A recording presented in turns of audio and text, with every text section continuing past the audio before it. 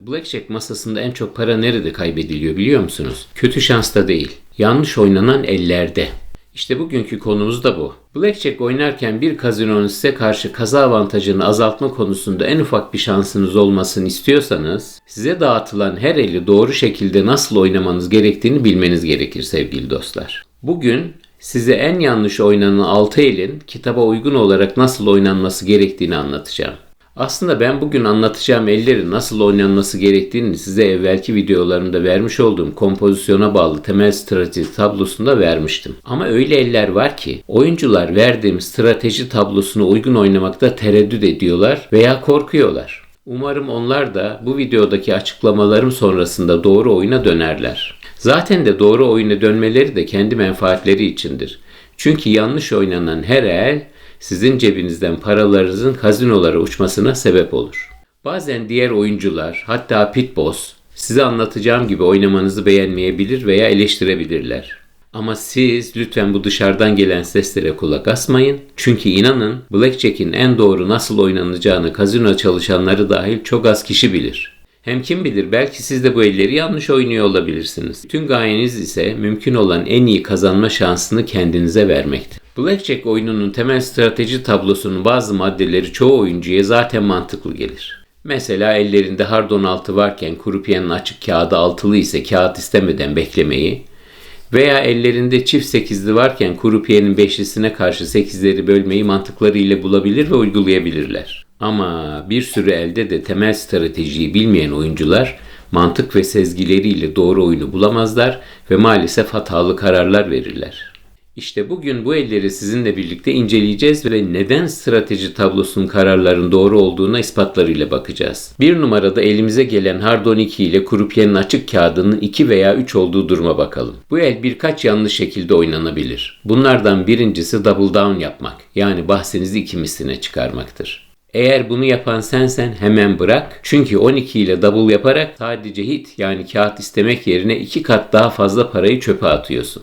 Eğer masada bunu yapan birini görürsen de içinden gülümseyebilirsin. Çünkü bu son derece kötü bir karardır. Gelelim daha yaygın olan hataya. Bu hata da krupiyenin 2 ve 3'üne karşı hard 12'de durmaktır. Buradaki mantık şu. Abi ben yanmak istemiyorum, 10 gelebilir, bırakayım krupiyeye yansın.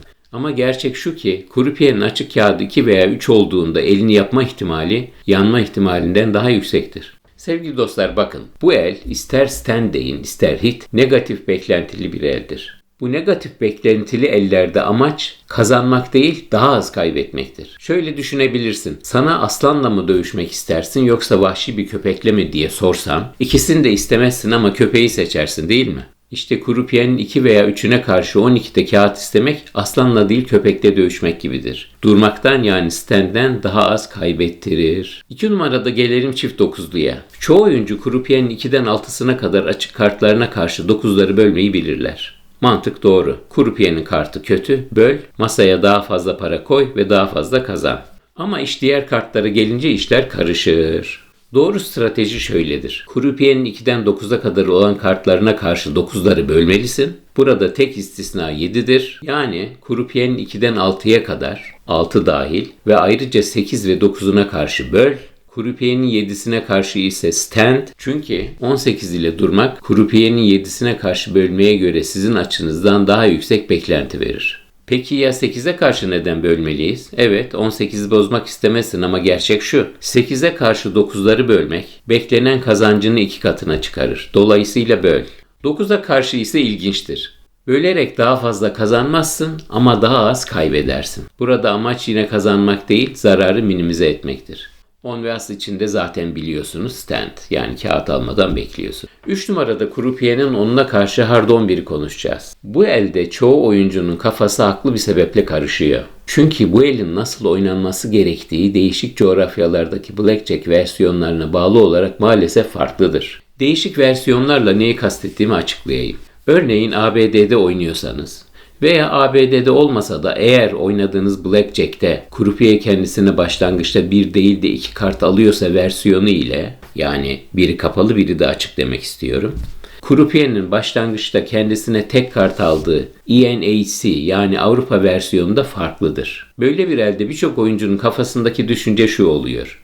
Double yaparsam ve kaybedersem 2 misli kaybederim. Ama blackjack böyle oynanmaz sevgili dostlar. Bakın, temel stratejide double yazan her el oyuncunun avantajlı olduğu bir el demektir. Size madalyonun diğer tarafını göstereyim. Örneğin bir kazinoda oynanan blackjack'te kurallar arasında double yapmak yasak olsa o oyunun kazino avantajı kazino lehine yükselir. Onun için oyuncu avantajlı olduğu ellerde double yaparak kendi avantajını maksimize etmek zorundadır. Çünkü krupiye zaten dağıtılan 100 elin oyuncudan daha fazlasını kazanacaktır. Bunu telafi etmek için sizin de avantajlı olduğunuz ellerde double yaparak durumu kendi lehinize çevirmeye çalışmanız gerekir. Krupiyenin başlangıçta kendisine 1 değil 2 kart aldığı versiyonda krupiyenin onuna karşı hard 11 ile double yapmak, double yapmayıp sadece hit diyerek kağıt isteme opsiyonuna göre oyuncuya yaklaşık %50 daha fazla kazandırır. Yani eğer krupiye soft 17'de duruyorsa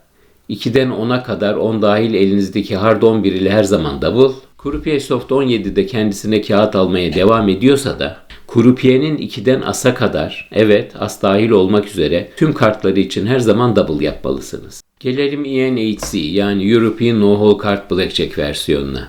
Yani bizim coğrafyada oynanan şekline. Yani krupiyenin kendisine 2 değil tek kart aldığı ve ikinci kartını bütün oyuncuların bütün oyunların bitmesinden sonra aldığı şekline. Burada durum tabii ki değişiyor.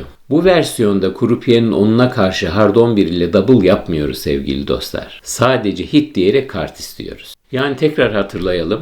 Bu versiyonda krupiyenin 2'den 9'a kadar 9 dahil tüm açık kartlarına double, double'a müsaade yoksa hit, 10 ve as'a karşı ise hit diyoruz yani kağıt alıyoruz. Özetle Avrupa Blackjack'inde krupiyenin 10 ve as'ına karşı 11 ile double hayal. Burada daha temkinliyiz. Her elde her şey olabilir ama biz olasılıkları oynuyoruz. Uzun vadede olasılıklara göre oynamakta kazandırır. 4. sırada hard 15 ve 16 var. Sevgili dostlar, masada en çok yanlış oynanan eller bunlar ve en pahalı hatalar da burada yapılır. Çoğu oyuncu krupiyenin 7'den as'a kadar olan açık kartını gördüğünde ellerindeki hard 15 veya 16 ile kağıt almak istemezler çünkü yanmaktan korkarlar. Haklılar mı? Yanmaktan korkmakta haklıdırlar. Çünkü hard 16'da kağıt istersen %62 ihtimalle yanarsın. Hard 15'te kağıt istersen de %54 ihtimalle yanarsın. Ama durursan daha da büyük bir ihtimalle kaybedersin. Çünkü krupiye yanmadan elini 17-21 bantına getirme konusunda bu %54 ve %62'den çok daha avantajlıdır. Yani yine aslan vahşi köpek örneği. Yani ikisi de kötü ama kağıt istemeden durmak daha da kötüdür. Sevgili dostlar, Blackjack oyunda gördüğüm gerçek şu. Batma korkusu oyuncuların masada doğru oyununu oynamayarak beklenen değerlerin çöpe atmalarına sebep oluyor. Korkarak oynamayın. Matematiği yani temel stratejiyi takip edin. Korkmadan oynamanız sizin için uzun vadede daha avantajlıdır. Hatta şimdi benimle tekrar edin bakayım. Krupiyenin 7'den as'a kadar olan açık kartlarına karşı daima hard 15 ve 16 ile hit diyeceğim. Yani kağıt isteyeceğim. Şimdi burada 2 istisna ekliyorum. Birincisi, eğer bu hard 16 2 adet 8'den oluşuyorsa bir çıkış yolunuz olabilir. O da tabii ki 8'leri bölmek. Bakın, hard 16 zaten Blackjack'teki en kötü senaryo ama bu 16 2 adet 8'den oluşuyorsa kötünün iyisi durumu oluyor. Ve örneğin kasanın açık kağıdının onlu olması durumunda bölerek 100 elin 38'ini kazanabiliyorsunuz. Halbuki bölmezseniz 100 elin sadece 23'ünü kazanabiliyorsunuz. Sevgili dostlar, diğer istisna ise hard 16'nın 2 değil 3 karttan oluşması durumu. Ki zaten kompozisyona dayalı temel strateji tablosunun altında bu el için şu notu ekledim. Eğer elinizdeki toplam hard 16 2'den fazla karttan oluşuyorsa stand, 2 karttan oluşuyorsa hit yani kağıt iste. Eğer oynadığınız masanın kuralları içerisinde surrender yani teslim ol seçeneği varsa size vermiş olduğum strateji tablosuna uygun olarak ne zaman surrender yapılacağını öğrenin ve ona göre uygulayın. Sevgili dostlar, 5. sırada enteresan bir el var. Soft 18. Yani as ve yedili.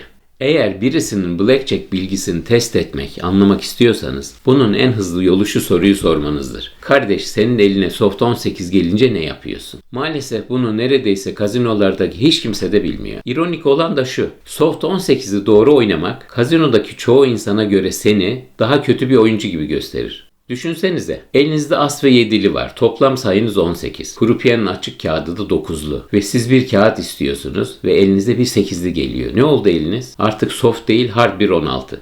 Yani başlangıç elinizden çok daha kötü. Diğer oyuncular size alaycı bir gözle bakar ve gülerler. Belki de deli misin, ne yaptın güzelim elini, insan hiç elinde 18 varken kağıt ister mi derler. Evet, ister. Çünkü kazinoda tam bunun aksini ister. Senin korkmanı ve stand demeni. Ama siz matematiğe güvenin. Bakın sevgili dostlar, Blackjack'te krupiyenin ellerin ortalama değeri 18,4'tür. Yani neymiş? Soft 18'den yüksek değil mi? Soft 18 ile doğru oyun şu. Krupiyenin 3'ten 6'sına kadar kartlarına karşı double. Double'a müsaade yoksa stand. 2, 7 ve 8'e karşı dur yani stand. 9, 10 veya asa karşı hit yani kağıt iste. 6. sıraya sigorta yani insurance'ı koydum. Oyuncular insurance bahsinin blackjack elleriyle bağlantılı olduğunu sanıyorlar. Sevgili dostlar, oysa insurance tamamen ayrı bir yan bahistir ve çoğu zaman da yanlış oynanmaktadır. En son söyleyeceklerim en başta söyleyeyim. Bahis miktarın ne olursa olsun, kağıt saymıyorsan, kazino her zaman senden avantajlıdır. Bunun üzerine bir de insurance aldığındaki ellerde kasanın avantajı %7,4'e yükselir. Yani cevap nettir. Insurance asla alınmaz. Tek istisna kağıt sayıyorsandır ama şimdi konumuz o değil. Insurance konusunu kapatırken şunları da eklemek istiyorum sevgili dostlar. Elinizdeki 20'yi sigortalamak 16'yı sigortalamaktan daha değerli değildir. Yani sigorta yapıp yapmamanızın elinizdeki kağıtlarla hiçbir ilgisi yoktur. Sakın elinize bakarak sigorta yapıp yapmamaya karar vermeyin. Bir de masalarda şunu sık sık duyuyorum. Bahsim örneğin 10 liraysa sigorta yapmam ama bahsim yüksekse sigorta yaparım çünkü o zaman sigorta yapmam daha mantıklı olur. Bunun da hiçbir mantığı yok. Bakın son söyleyeceğimi en başta söylemiştim değil mi? Kağıt saymıyorsanız asla sigorta yapmayın. Nokta. Bu videomu bitirirken iki önemli noktaya daha değinmek istiyorum. Birincisi şu.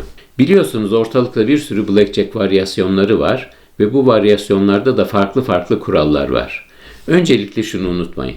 Bütün varyasyonlar içerisinde bizim klasik temel blackjack en oyuncu dostu olandır. Diğerlerine prim vermeyin.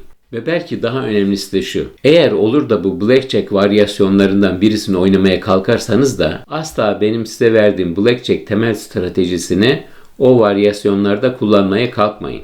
Bakın verdiğim temel strateji Basic Blackjack içindir. Diğer varyasyonlar için değillerdir. İkinci uyarım ise yan bahisler. Sevgili dostlarım, bunu daha evvel de söyledim ama Perfect Pairs ve benzeri Blackjack yan bahislerin Blackjack oyunuyla ilgileri yoktur. Ve bu yan bahislerde kazinonun avantajı devasa oranlarda büyür. Blackjack oynuyorsanız Blackjack oynayın ve yan bahisleri elinize sürmeyin. Hatta aklınızdan bile geçirmeyin. Oyununuzu oynayın ya. Yetmiyor mu oynadığınız kumar? Evet sevgili dostlar, bu videomun da sonuna geldik. Bu videonun sonuna Blackjack videolarımın oynatma listesinin linkini ekledim. Göz atmanızda fayda var. Sorularınız olması halinde çekinmeden bana iletin. İzledim ve beğendim düğmesine bastığınız ve abone olduğunuz için çok teşekkürler efendim. Saygılarımla cebinizin mühendisi.